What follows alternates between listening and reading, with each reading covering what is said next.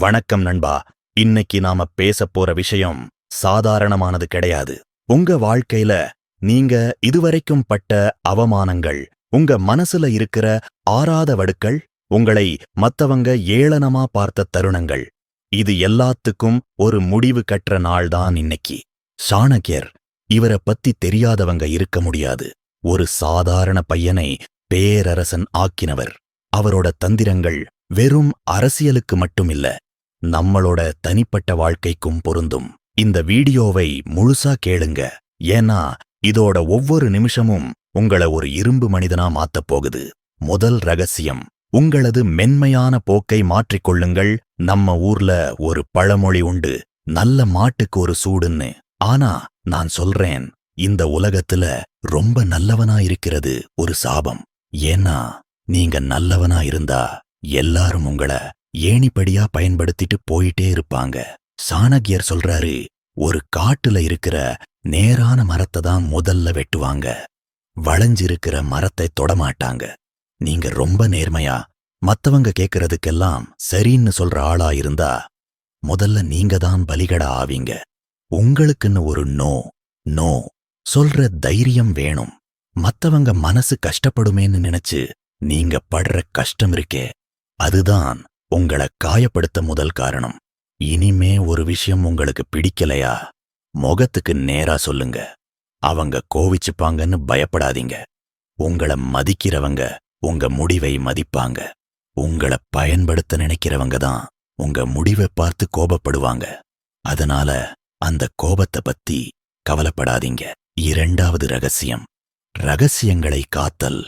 நமக்கு ஒரு பழக்கம் உண்டு, யாரையாவது நம்பிட்டோம்னா நம்மளோட மொத்த கதையையும் அவங்க கிட்ட கொட்டிடுவோம். நம்ம வீட்ல என்ன நடக்குது, நமக்கு என்ன பயம் இருக்கு, நாம எதுல வீக் அப்படின்னு எல்லாத்தையும் சொல்லிடுவோம். சாணக்கியர் இதத்தான் கடுமையா எதிர்க்கிறாரு. ஒரு மனுஷன் அவனோட ரகசியத்தை அவனோட நாக்குல இருந்து வெளியே விடுறப்போ அவன் அவனோட சுதந்திரத்தை இழந்துடுறான்.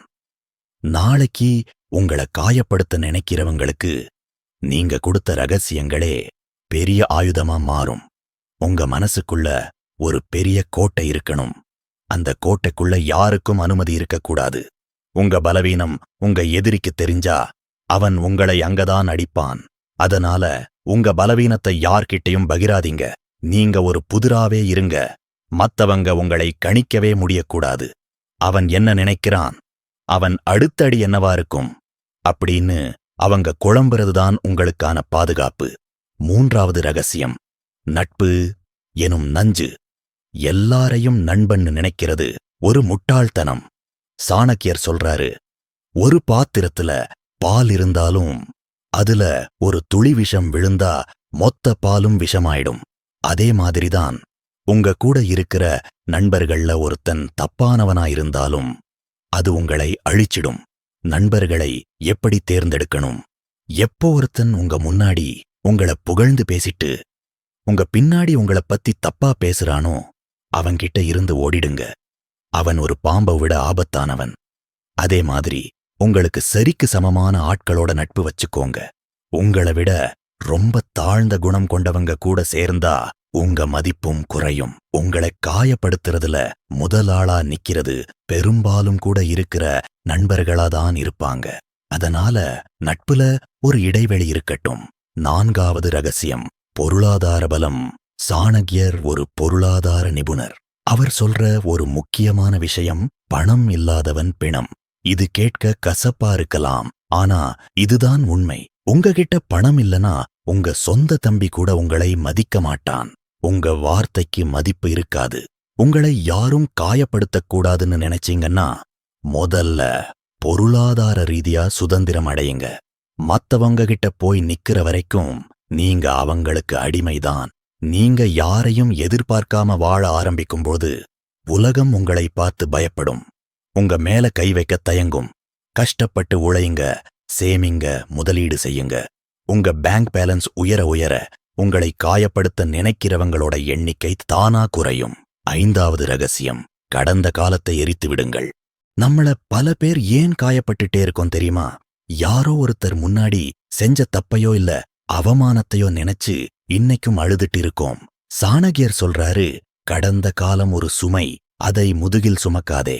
முடிஞ்சு போன விஷயத்த பத்தி யோசிச்சு வருத்தப்படுறது சாம்பலை கிளறி நெருப்ப தேடுற மாதிரி. உங்களை யாராவது முன்னாடி காயப்படுத்திட்டாங்களா? அத ஒரு அனுபவமா எடுத்துக்கோங்க. அவங்க யாருன்னு நீங்க தெரிஞ்சுக்கிட்டீங்க, அவ்வளவுதான். அத போட்டு மனசுக்குள்ள போட்டு குழப்பிக்காதீங்க.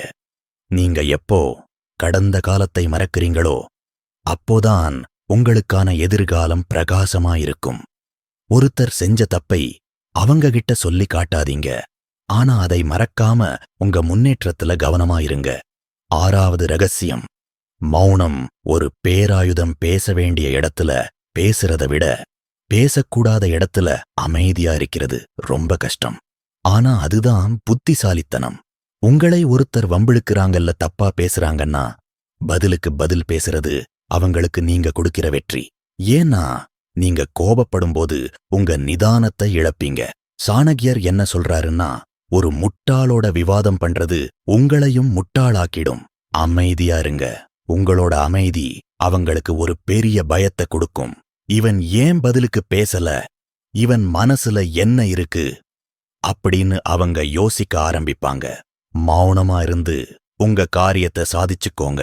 சிங்கம் வேட்டையாடும்போது கத்தாது, அமைதியாதான் நகரும். நீங்களும் ஒரு சிங்கமாயிருங்க. 7வது ரகசியம், வெற்றியே மிகச்சிறந்த பழிவாங்கல். உங்களை காயப்படுத்தினவங்களை நீங்க பழிவாங்கணும்னு நினைக்கிறீங்களா? அவங்களுக்கு பதிலடி கொடுக்கணும்னு துடிக்கிறீங்களா? அப்போ அவங்க கிட்ட போய் சண்டை போடாதீங்க. அது உங்களோட நேரத்தையும் சக்தியையும் தான் வீணடிக்கும். அவங்களுக்கு நீங்க கொடுக்கக்கூடிய மிகப்பெரிய தண்டனை என்ன தெரியுமா? அவங்கள விட பல மடங்கு பெரிய இடத்துக்கு நீங்க போறதுதான். உங்களை காயப்படுத்தினவன் இன்னைக்கு இருக்கிற அதே இடத்துலதான் இருப்பான். ஆனா நீங்க உங்களோட உழைப்பால, அறிவால ஒரு உச்சத்துக்கு போயிருக்கணும். அவன் உங்களை நிமிர்ந்து பார்க்கிறப்போ அவனுக்குள்ள ஒரு குற்ற உணர்வு வரணும். சே, இவனையா நாம அன்னைக்கு அப்படி பேசணும் அப்படின்னு அவன் வருத்தப்படணும். உங்களோட சிரிப்பும் உங்களோட வளர்ச்சியும் தான் உங்க எதிரிகளுக்கு நீங்க கொடுக்கிற மரண அடி. 8வது ரகசியம், யாரையும் முழுமையாக நம்பாதே. இது கொஞ்சம் கசப்பான உண்மைதான். ஆனா சாணகியர் ரொம்ப தெளிவா சொல்றாரு, அதிகப்படியான நம்பிக்கை ஆபத்தானது. ஒருத்தரை நீங்க 100% நம்புறீங்கன்னா உங்க வாழ்க்கையோட ரிமோட் கண்ட்ரோல அவங்க கிட்ட கொடுக்கறீங்கன்னு அர்த்தம். அவங்க எப்போ நினைச்சாலும் உங்களை அழ வைக்க முடியும், காயப்படுத்த முடியும். எப்போதும் ஒரு 10% சந்தேகத்தை வச்சுக்கோங்க. அந்த சந்தேகம்தான் உங்களை எச்சரிக்கையா வச்சிருக்கும். ஒருத்தர் உங்களுக்கு ரொம்ப நெருக்கமா வர்றாங்கன்னா அவங்க எதுக்காக வர்றாங்கன்னு யோசிங்க. இந்த உலகத்துல சுயநலமில்லாத மனுஷனே கிடையாது. உங்ககிட்ட இருந்து அவங்களுக்கு என்ன வேணுங்கிறதை கண்டுபிடிங்க. அப்படி இருந்தா நீங்க ஏமாற மாட்டீங்க. ஏமாற்றம் இல்லாத இடத்துல காயம் இருக்காது. 9வது ரகசியம், தோற்றமும் ஆளுமையும் பார்க்கிறதுக்கு சாதாரணமா இருந்தா இந்த உலகம் உங்களை மதிக்காது. உங்களோட உடை, உங்களோட நடை, உங்களோட பேச்சு, இது எல்லாமே ஒரு ஆளுமையா இருக்கணும். சாணகியர் இதப் பத்தி ரொம்ப விரிவா சொல்லியிருக்கிறாரு. ஒரு அரசன் எப்பவும் கம்பீரமா இருக்கணும். அப்பதான் மக்கள் அவனுக்கு கட்டுப்படுவாங்க. நீங்க ஒரு சாதாரண வேலைக்கு போனாலும் சரி, இல்ல ஒரு பிசினஸ் மேனா இருந்தாலும் சரி, உங்களை நீங்க ஒரு பிராண்டா மாத்திக்கோங்க. சுத்தமான உடை, நேர்த்தியான பேச்சு, தன்னம்பிக்கையான பார்வை, இதுவே பாதி பேரை உங்ககிட்ட வராம தடுத்துடும். உங்களை பார்க்கிறப்பவே ஒரு மரியாதை வரணும். அப்படி ஒரு ஆளுமையை நீங்க வளர்த்துக்கிட்டீங்கன்னா உங்களை காயப்படுத்த யாருக்கும் துணிச்சல் வராது. 10வது ரகசியம், தர்மத்தை கடைபிடி. கடைசி ஆனா ரொம்ப முக்கியமான விஷயம், தர்மம். நீங்க தப்பான வழியில போயிட்டு இருந்தீங்கன்னா உங்களை காயப்படுத்துறதுக்கு யாருமே தேவையில்லை. உங்க மனசாட்சியே உங்களை காயப்படுத்தும். ஆனா நீங்க நேர்மையான வழியில உழைச்சு முன்னுக்கு வரணும்னு நினைக்கிறப்போ உங்களுக்கு ஒரு உள்ளூர் பலம் கிடைக்கும். யாரையும் ஏமாத்தாதீங்க, யாருக்கும் அநீதி இழைக்காதீங்க. ஆனா உங்க மேல யாராவது கை வச்சா அவங்கள சும்மா விடாதீங்க. இதுதான் சாணக்கிய நீதி. உங்களோட பலம் உங்களோட நேர்மையில இருக்கணும். நீங்க சரியா இருந்தா காலமும் கடவுளும் உங்களுக்கு துணையா இருப்பாங்க. இது போன்ற யூஸ்ஃபுல்லான வீடியோஸ்க்கு நம்ம பீப் பெட்டர் சேனலை சப்ஸ்கிரைப் பண்ணி வச்சுக்கோங்க. நன்றி.